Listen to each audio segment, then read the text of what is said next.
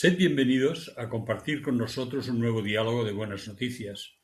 Aquí estamos, a vuestra disposición, para aceptar vuestros comentarios y peticiones. Y es que queremos cuidar de vosotros. Y por ello hemos titulado la charla de hoy ¿Quién cuida de ti?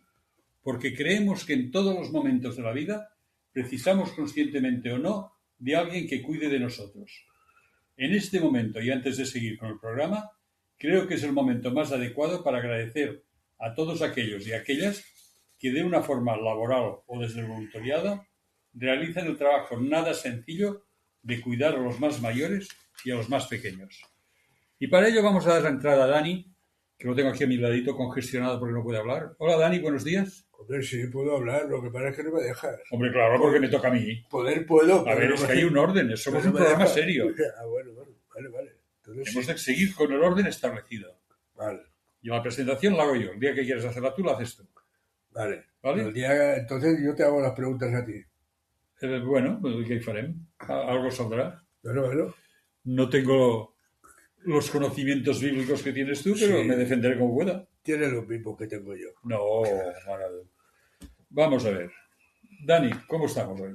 Pues ¿Preparado? Muy bien, sí, contentos de los resultados que se van teniendo. Sabéis ya que ya estamos en YouTube y que esto ha hecho que podamos llegar a muchos sitios que no llegábamos. Por lo tanto, somos felices y contentos de poder llegar a personas que no habíamos llegado anteriormente. De que la palabra de Dios llegue cada día más lejos. Eso mismo. Ir por todo el mundo y predicar el Evangelio. Esto es Mateo final. Pues esto es lo que pretendemos. Vamos allá. Vamos a ver. ¿Qué opinas de esta labor de realizar el trabajo nada sencillo de cuidar a los mayores y a los pequeños? Pues mira, Joan, como bien has dicho, creo que es un trabajo o un voluntariado difícil de realizar. Creo que es de suma importancia destacar el que ejerce por pura necesidad o interés, o sea, por el sueldo de final de mes, digámoslo.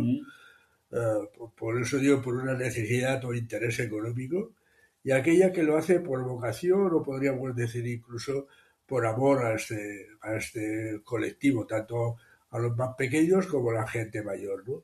Creo que el mayor problema que nos encontramos con este tipo de trabajo o de labor son los de aquellos que se ven obligados a ejercerlo, y quizás aquí radican los malos tratos, los abandonos, el descuido en los cuidados, la mala alimentación, la falta de higiene y sobre todo la falta de cariño, amor y comprensión que tanto nos hacen llegar a través de los diferentes medios de comunicación, ¿no? Aquí voy a romper yo una lanza, si me permites. Tú sabes que he sido voluntario en hospitales, he sido voluntario en varias actividades y aún sigo siendo voluntario en un banco de alimentos. ¿Se nota mucho la persona que hace estas cosas por necesidad económica o la persona que lo hace por amor? Porque la que lo hace por amor a Dios. Y lo hace como si lo hiciera para Dios, no para las personas. Y esta es la gran diferencia. Aquellos que amamos a Dios y que estamos sirviendo a Dios a través del prójimo, como dijo Jesús, lo que haces a uno de estos pequeños, me lo hacéis a mí, esta persona lo hace con amor, porque con Dios hay que ir con cuidado. Si no haces las cosas bien, te enteras rápido. Pero es que no, a él no se la puede jugar. A él no se la puedes jugar ni puedes engañarle. Aquí puedes tener engañado a quien sea, ¿no? Y dar una buena imagen y mira cómo ayuda y mira cómo... Pero delante de Dios no puedes falsear la realidad. No se puede falsear. Y las personas que lo hacen por amor se notan. Porque son personas, en primer lugar, que no tienen una necesidad económica acuciante. Algunos sí. En el banco de alimentos hay alguno que asiste al banco de alimentos, o sea, recoge alimentos y además colabora. Porque así se siente más completo, ¿no? Ya que me ayudan, ayudo. Ayudo, exacto. Pero la inmensa mayoría no. Vamos a ver. ¿Crees que el cuidado entre seres humanos puede ser de gran importancia? Creo que es de suma importancia. No de gran importancia, de suma importancia. Si nos paramos a pensarlo, desde el mismo momento del nacimiento hasta el momento de la muerte, todos, y quiero resaltar eso de todos, precisamos de cuidados y atención. Los bebés no solo precisan de los cuidados del centro de maternidad, sino que precisan de los cuidados y amor de sus padres. Crecemos, pero no por ello dejamos de necesitar los cuidados de los padres y en muchas ocasiones de los abuelos.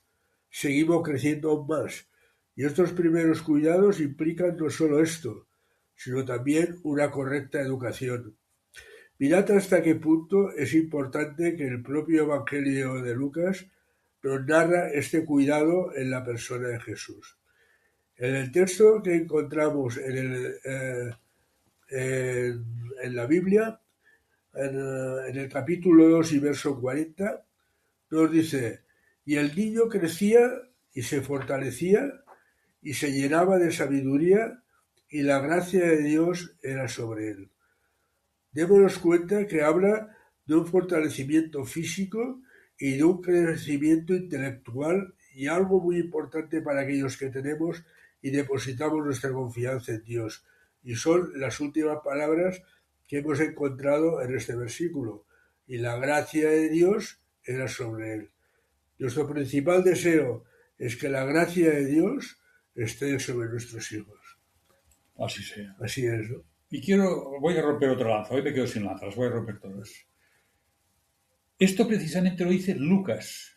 De los 4 evangelistas, Lucas era el más culto. Era médico. Y cuando empieza dice que lo dirigió a Teófilo para que supiera lo que realmente había pasado. Y recopiló datos, los ordenó. Es el evangelio más ordenado de todos. O sea, que diga esto Lucas quiere decir que nos podemos poner casi de pie encima de que era cierto. Y la gracia de Dios era sobre él. No, y enseñan, muchos te dicen, no, es que Jesús era Dios. Sí, era Dios, pero también era hombre. Era hombre. Y aquí se ve que hay una necesidad, una dependencia de los padres humanos, aparte del Padre Celestial, y esto consiste, bueno, en adquirir esta fortaleza, esta sabiduría que el niño como tal precisaba, ¿no? El niño como niño precisaba igual que cualquier otro niño del mundo. Claro. Porque de alguna manera era plenamente hombre. Renunció a ser igual a Dios, lo dice la propia palabra. Renunció. O sea, se constituyó absolutamente en hombre. Y tuvo que pasar, pues, por resfriados, por lo que sea, por todo lo que pasa un hombre. No tiene, sé que a veces es difícil de entender, pero tiene una doble identidad, ¿no? Como hombre y como Dios. Sí, pero como Dios podía muchas ocasiones pedir ayuda al Padre y hacer lo que le diese la real gana. Y se sometió como hombre. O sea, se mantuvo dentro de su papel. Bueno, esto es lo que más de una vez hemos dicho, ¿no? ¿Por qué Jesús o por qué Dios eligió mandar a su hijo sabiendo todo lo que iba a pasar? ¿No se podía hacer de otra manera? Sí, pero él mandó a su hijo para que fuera ejemplo para ti y para mí. Lo mandó a su hijo porque era la mejor manera. No había otra manera mejor. Era la manera que se hacía con más perfección. Porque lo hacía su propio hijo. Claro. Vamos a ver. Precisamente nos hablas de una correcta educación, de un correcto cuidado físico y por lo tanto personal. Y seguimos creciendo y llegamos a la época del colegio. ¿Qué ocurre en ese momento? Pues mira, todos aquellos que somos responsables de estos niños, nos preocupamos en encontrar el mejor colegio, tanto en nuestras posibilidades económicas, claro está. Todos somos conscientes de la importancia no solo de una buena educación, sino de un correcto cuidado de nuestros pequeños. Pero creo que en muchas ocasiones caemos en el error de querer dejar todo el cuidado y educación en manos de tutores y maestros. ¿Es correcta esta postura? Os pregunto. Está claro que a nivel de la educación en las diferentes áreas de estudio, como son matemáticas, sociales, física, química, idiomas, entre otras, están en sus manos, ya que están más preparados que nosotros. Pero no por ello debemos olvidarnos de nuestro trabajo en la área de la educación. Evidentemente existen unas áreas en las que los padres somos responsables de la educación de los hijos. Yo me acuerdo, y estoy hablando de hace muchos años, que teníamos un boletín de notas que ponía puntualidad, educación, urbanidad. Había toda una serie de conceptos que hoy en día no los digas porque nadie sabe lo que son, y yo que los viví no me acuerdo mucho, pero habían estos conceptos, que estos los inculcaba, el colegio los valoraba, pero no los inculcaba. Simplemente colaboraba con los padres. Esto venía de casa. Y, por supuesto, la religión se daba como asignatura en colegio, pero la auténtica religión la teníamos en casa. En casa era donde se nos enseñaba a respetar a Dios, a creer en Dios y con el ejemplo de nuestros padres. No, es que el ejemplo es la mejor de las asignaturas. Claro. ¿No? Si yo veo que mi padre se arrodilla delante de Dios, yo me arrodillaré delante de Dios. Si veo que mi padre pasa de largo, pasaré de largo. Por más que me diga, tienes que arrodillarte. Esto es como me recuerda la historia del fumar. No fumes que es malo, y te lo dice con un cigarrillo en la mano. Perfecto. Me acuerdo que a mi abuelo el médico se lo dijo, y fumaba unos puros impresionantes. Y le dije, oiga, usted me está diciendo hoy que deje de fumar mientras usted fuma. Y el médico le dije, cuando usted pueda fumar lo que yo estoy fumando, no le diré que deje de fumar. Eran unos puros... Un poco clasista. Carísimos. Clasista el tío. Carísimos. Oh. Clasista y fantasma, además. Vamos a ver. Te he preguntado qué ocurría en este momento. Y me has hablado de un correcto cuidado en el ámbito físico, en el que entra una correcta alimentación. Has hablado de una correcta educación y cuidado del niño. ¿Y todo se acaba aquí o tenemos que hacer algo más? Pues mira, creo de una forma muy personal que no solo debemos pensar en la educación, sino que tenemos un trabajo muy importante, como es indicar el camino correcto a seguir en la educación personal y la ética de nuestros hijos. Que esto de ética también es algo... Sí, una palabreja. Sí. Yo me acuerdo que yo estudiaba ética y se lo dije al jefe de mi empresa que estaba estudiando ética. Dice, ¿y esto para qué sirve? Me dice. A comer. No, Eso se come. Y le digo, para lo que veo, para nada, ¿no? Porque no sabía ni lo que era. Digo, estas palabrejas, y, Dios mío, y más en nuestra época. Sí. Pues mira, en Proverbios capítulo 22 y verso 6 leemos, instruye al niño en su camino, y aun cuanto fuere viejo, no se apartará de él. Nos preocupamos de este tipo de educación para nuestros niños y nuestros jóvenes. ¿Nos preocupamos de guiarlos en este camino correcto? Pues yo no lo sé, pero por lo que veo y observo en la sociedad actual, estoy viendo una educación que podría traducirla con una frase vasta y actual, todo por la pasta. Sí. Nos preocupamos de que nuestros hijos sean capaces de ganar de la forma que sea, aunque no sea muy ética, y vuelvo a sacar la palabreja, pero que ganen pasta, mucha pasta. Es lo importante, es el único objetivo de la vida del ser humano. Yo creo que la vida del ser humano tiene un objetivo un poco más profundo, un poco más trascendente, porque ganar pasta no es trascendente. Ganar una eternidad sí que es trascendente. Bueno, pero la gente le da más importancia a la pasta que tengo en el bolsillo que a la eternidad, que no sé si existe, si no existe, si vale o no vale. Pero es que incluso desde un punto de vista absolutamente práctico, podemos valorar y decir, bueno, la eternidad no sé si existe o no existe. La pasta existe, pero por si acaso voy a compartir mis actividades y tener media eternidad y media pasta. Bueno, también, porque como exista la que se me viene encima. También es un poco lo que hablábamos antes de aquellos que ejercen este trabajo por dinero y los que ejercen este trabajo por amor, ¿no? Mira, yo de mi época de estudiante recuerdo a 2, 3 personas que fueron muy importantes en mi vida.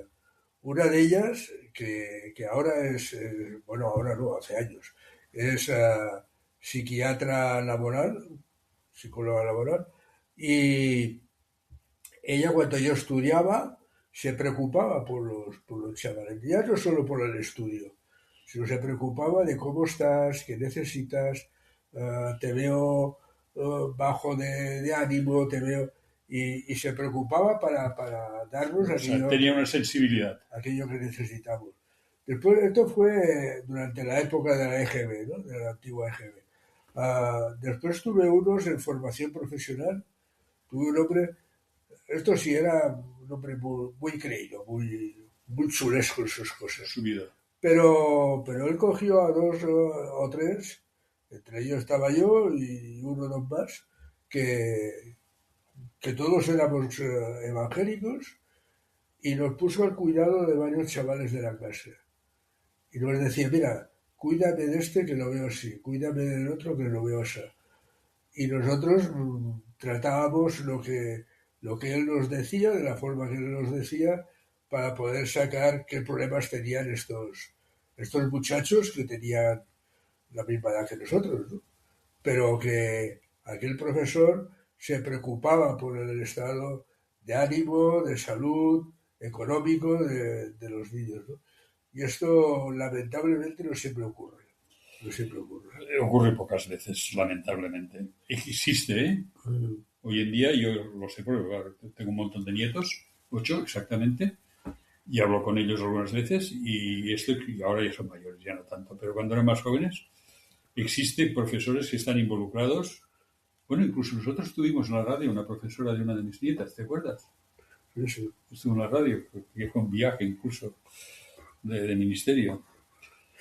Pues ya digo, incluso después de lo que te estoy diciendo, después de la formación profesional, estudié teología y también tenía un profesor que editó un montón de libros, era una eminencia, un hombre, pero muy humilde, muy bajo, y también se preocupaba por todos y cada uno de los alumnos. También fue de los que nos pilló, nos dijo, vigilarme a este, vigilarme a aquel. Y, y así íbamos a veces solucionando muchos de los problemas que surgían en chavales que estaban en la clase, y algunos se sentían desplazados o solos, y en cambio el amor de estos profesores, que no se dedicaban solo a enseñar y cobrar, Ya. porque es más, muchos de los profesores que iban ahí lo hacían por vocación y no cobraban, pues imagínate. ¿Eh? Vamos a ver, Dani. Seguimos viendo al niño que crece, el niño se va haciendo mayor y nos introducimos en el ámbito universitario y posteriormente laboral. El papel de los padres sigue siendo importante, incluso en este momento. ¿Te parece? Claro que sí, Joan. Esto es una época difícil en el crecimiento de nuestros jóvenes. Entran en contacto con un ambiente a los que no están acostumbrados. Primero los encuentros con el alcohol, con el tabaco, con las drogas, con las relaciones sexuales, con la delincuencia, y todo esto a pesar de no ser del agrado de ellos. Debemos, sin invadir su libertad y privacidad, cuidar de ellos, introducirse en cualquiera de estas facetas de la vida de una forma desmesurada, inadecuada o excesiva, traerá consecuencias destructivas para su vida personal, pero sus relaciones personales e incluso para su salud. Hay una cosa que está muy clara. Todas estas cosas que has mencionado, en nuestra época el tabaco estaba considerado como un detalle de elegancia, pero el alcohol y las drogas y otros temas, y el sexo, si tienes una buena información por parte de tus padres, y en nuestra época, al menos en la mía, era tabú, el sexo era un tema que en casa no se hablaba bajo ningún concepto. Era una cosa aparentemente sucia, porque no se hablaba, no se podía hablar. Así ocurría que te encontrabas con muchos errores. Muchos Claro, errores porque por falta de por información. falta de información. Si los padres informan honesta y debidamente y con claridad, la mitad de los problemas que habrían, que nacieron en aquella época por falta de información, no habrían sucedido. Pero bueno, es labor de los padres, no de la escuela. Yo me acuerdo que las primeras información sobre sexo la tuve en el colegio, en los escolapios, que nos informaron de qué era el sexo, de la diferencia del hombre, de la mujer, de los órganos genitales, y naturalmente a un nivel absolutamente académico. Sí, todo y con eso te encuentras muchas veces de que la educación no sigue la, la ética que tú puedes llegar a tener según qué cosas, ¿no? Porque muchas veces la educación te hace más gancha a cosas que tu ética y tu creencia en Dios no tiene la manga tan ancha. No, y que el ambiente que tú tienes en tu casa y la relación con tu familia no es la misma que tienes con un maestro, que a lo mejor es un hombre que tiene unas ideas más abiertas o más liberales y te suelta sus ideas. Y entonces tú pues aceptas aquellas ideas como buenas y no son las que coinciden con la educación que te están dando en tu casa. Y entonces se crea una especie de dicotomía entre los dos tipos de enseñanzas que te dan. Pero bueno, continuemos. ¿Crees que el control y la prohibición es la mejor actitud para frenar los posibles excesos? Sí y no. Voy a intentarme explicar. Sí, porque Sí si al no control. es jugar a todas las cartas. No, pero sí al control. Pero no a la invasión de su intimidad y la anulación de su personalidad. Debemos estar expectantes, pero las prohibiciones a esta edad conllevan rebeldía, desobediencia y en más de una ocasión incluso violencia. Y quizás os preguntéis, ¿qué debo de hacer? La respuesta es sencilla de dar, pero difícil de realizar. Pero este hecho no debe ni puede hacernos desistir de nuestras obligaciones y deberes. Es educar, amigo oyente, una obligación y un deber que tenemos como padres e incluso me atrevería a decir hasta como parte de la sociedad, ¿no? No dejes esta educación, entonces, en manos extrañas. No dependas de otros que no sabes si coinciden, era lo que decíamos, ¿no? Que a veces pueden ser educados, pero no en la ética que tú tienes o el conducir que tú tienes, ¿no? O sea, esto ya lo digo incluso como cristiano, ¿no? Como creyente. Uh, no esperes que la escuela te dé una forma de educación que siga las leyes cristianas y bíblicas. Seguirán las leyes de la sociedad y te planteará muchas veces como normal aquello que la Biblia considera que no es normal. Entonces, no puedes dejarlo la educación en manos extrañas porque no siempre lo que le enseñan a tus hijos es lo más adecuado, ¿no? Hay una cosa que está clara. La semana pasada me parece recordar que hablábamos de las dificultades que hay cuando estamos hablando con personas de distintos países. Que el trasfondo cultural influye horrores. Pues también puede suceder dentro de la escuela. El trasfondo cultural del maestro no necesariamente será el mismo que el de tu familia. La educación religiosa del maestro, por ley, él no tiene ninguna culpa, le obligan a que sea así, tiene que ser ética, no religiosa. Y en tu casa pueden darte una educación religiosa, porque estamos en un país con libertad de cultos. Entonces, todo esto puede crear un caos en la mente del chaval. Puedes orientarlo al menos, decir, este me dice blanco y este me dice negro. ¿Qué me quedo? ¿En gris, en lila, en verde? Sí, pasa, sí. Vamos a ver. Dani, todo lo que has ido diciendo hasta ahora, a priori, se presenta francamente difícil. La pregunta es, ¿quién cuida de mí? Mis padres ya no pueden ayudarme. Mis educadores se han desvanecido con el paso del tiempo. ¿Yo qué hago? Pues mira, una vez más debemos acudir a la Biblia, donde nos disipa esta sensación de soledad o ante estas dificultades, ¿no? En el Evangelio de Juan capítulo 14 y verso 18 responde perfectamente a esta duda que tú has planteado, Joan. Él nos dice, no os dejaré huérfanos, vendré a vosotros. El título de nuestro programa de hoy es ¿quién cuida de ti? La respuesta está clara en este versículo, aunque nuestros referentes en la vida ya no estén con nosotros. Dios nos dice que vendrá a nosotros. Solemos confiar en el hombre incluso sabiendo que nos puede fallar. ¿Quieres una confianza mayor que la que Dios te da con sus promesas? Evidentemente, es la mejor confianza que puedes tener. Que el creador de todo lo que hay a la vista del público esté protegiéndote. Era la semana pasada, ¿no?, que hablábamos en el hecho de confiar en el hombre, ¿no? ¿Y quién confía en? Y muchas veces cuando dejas de confiar en Dios, confías en exceso en el hombre. Y a veces te guía por caminos que no Pero es son que los da más la cochina adecuados. casualidad de que en Dios se puede confiar, porque es fiel a su palabra. Pero el hombre no necesariamente. A veces negocia con su palabra. Sí. Y te dice blanco cuando quiere decir negro o gris. No, oiga, hay intereses creados Hombre, claro, por eso detrás. lo hace. Mira, el interés, si permitidme que lo llame así, el interés creado por parte de Jesús no es otro que darte la salvación.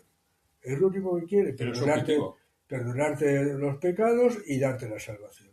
Pero el ser humano tiene detrás negocios, intereses, La pasta, dinero, la pasta, ¿eh? la pasta. Y esto termina con toda posible ética que puedas llegar a tener como ser humano, ¿no? Después de todo lo que hemos dicho, ¿cuál crees que debe ser nuestra actitud, Dani? Porque está un poco complicadillo. Bueno, pues mira, lo vamos a solucionar. Acudamos otra vez a la Biblia. Y en el Salmo 33 y verso 29 leemos: Nuestra alma espera en Dios, nuestra ayuda y nuestro escudo es Él. No sé si a vosotros os ocurre lo mismo, pero hay dos palabras en este texto que me llaman poderosamente la atención. La primera es espera. Vivimos en un mundo, podemos decir, impaciente, que todo lo quiero ya y ahora. Pero el texto te habla de esperar, pero te da una confianza en esta, no es otra que decirte en quién debes depositar esta espera, y la respuesta está clara, en Dios. Pero vamos a ver. Has dicho que tienes dos y solo has mencionado una. Lo he hecho adrede para que tú me preguntes por la otra. Ah, amigo mío, me ha pillado. Espera. ¿Ves cómo vivimos en un mundo de impacientes? Yo lo sé mucho. Muchísimo. La segunda es ayuda. ¿A quién? A nosotros.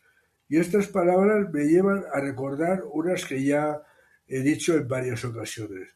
Dios es tu ayuda, no es tu sustituto. ¿Qué quiero decir con esto? A ver si puedo explicarlo. Sí, porque me gusta. Dios quiere que lo que tú puedes hacer lo hagas con la confianza puesta en Dios. Y lo que no eres capaz de hacer o solucionar, Él está aquí para ayudarte. ¿Te parece poco? A ver. ¿Por qué no me lo repites despacito? Porque me parece que lo he pillado, pero me gustaría tenerlo claro. Pues sí, O Dios, sea, Dios es tu ayuda y no tu sustituto. Esta frase me ha encantado. A partir de claro, aquí. quiere decir, no puedes decir, bueno, ya lo hará Él. ¿eh? No, evidente. Dios quiere que lo que tú puedes hacer, pues indudablemente lo hagas. Y lo hagas como, con la confianza puesta en Dios.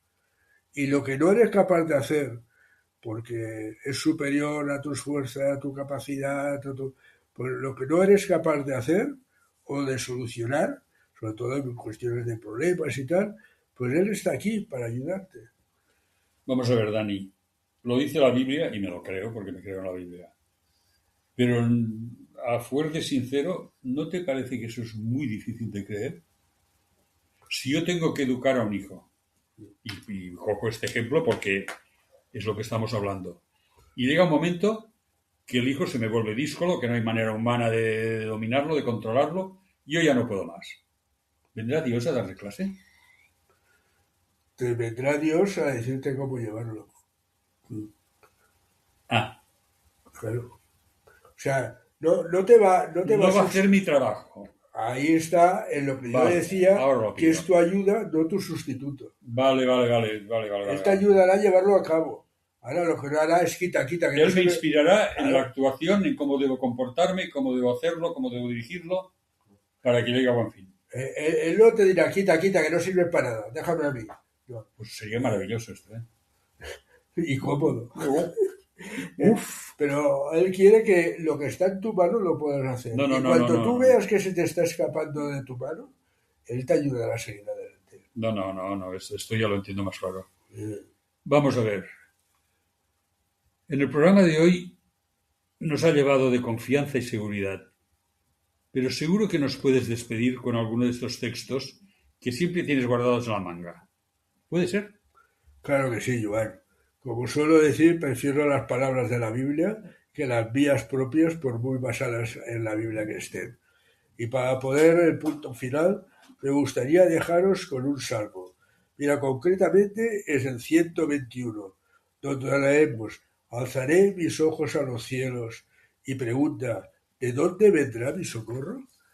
Y te responde: Mi socorro viene de Dios, que hizo los cielos y la tierra. No dará tu pie a resbaladero, ni se dormirá el que te guarda.